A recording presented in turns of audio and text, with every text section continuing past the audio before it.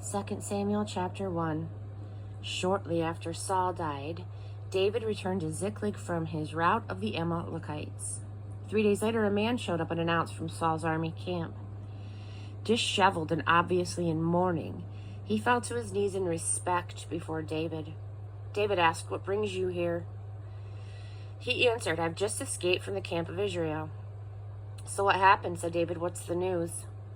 He said, "The Israelites have fled the battlefield, leaving a lot of their dead comrades behind, and Saul and his son Jonathan are dead." David pressed the young soldier for details. "How do you know for sure that Saul and Jonathan are dead?" "I just happened by Mount Gilboa and came on Saul, badly wounded and leaning on his spear, with enemy chariots and horsemen bearing down hard on him. He looked behind him, he saw me, and he called me to him. 'Yes, sir,' I said, 'at your service.'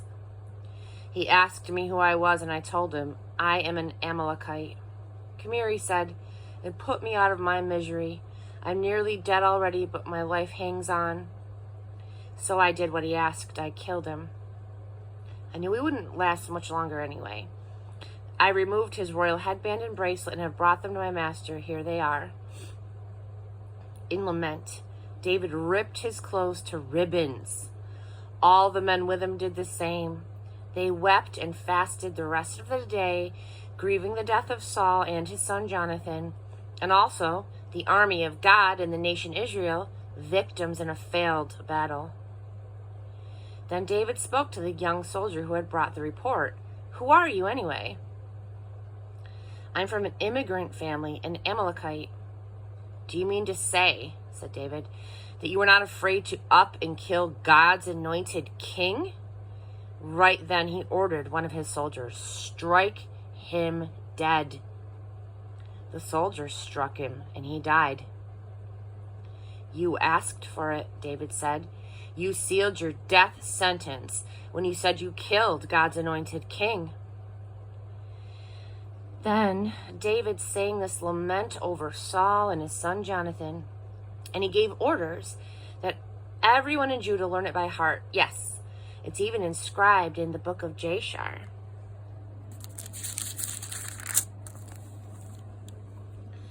Oh, gazelles of Israel, struck down on your hills, the mighty warriors, fallen, fallen.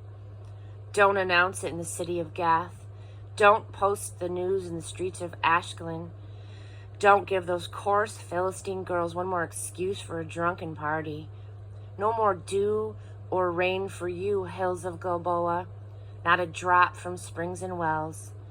For there the warriors' shields were dragged through the mud, Saul's shield left there to rot. Jonathan's bow was bold. The bigger they were, the harder they fell. Saul's sword was fearless. Once out of the scabbard, nothing could stop it.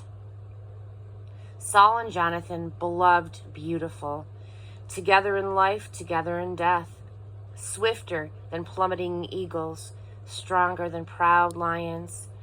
Women of Israel, weep for Saul. He dressed you in finest cottons and silks, spared no expense in making you elegant. The mighty warriors, fallen in the middle of the fight. Jonathan struck down on your hills. Oh, my dear brother Jonathan, I'm crushed by your death. Your friendship was a miracle wonder. Love far exceeding anything I've known or ever hoped to know. The mighty warriors fallen, and the arms of war broken to bits.